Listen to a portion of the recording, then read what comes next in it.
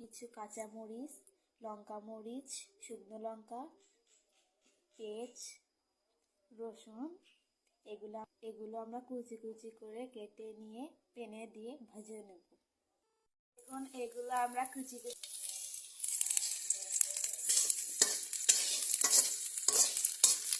এটা এবার আমরা ব্রাউন কালার করে নিলাম। আর একটু ভাজি করে নিলে আমাদের হয়ে যাবে। শুকনো মরিচে দিয়ে নিয়েছি, এবার তারপরে নামিয়ে নিচ্ছি সুন্দর করে। এখন আমরা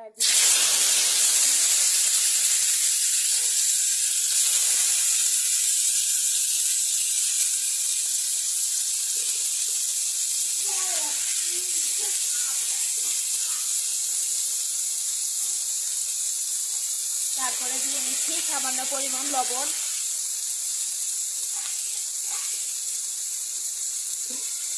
এবার সবগুলো বাদাম নেড়ে চেড়ে নিচ্ছি। আমাদের কারণে যেহেতু আমরা এটা পাটার পিঠে নেব, তার জন্য পানি দেওয়া যাবে না।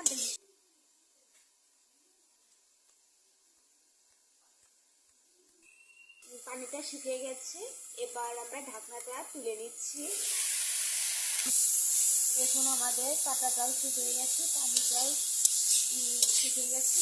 এবার জল দিয়ে ভেজে নিচ্ছি। কালারটা অনেক সুন্দরভাবেই আছে।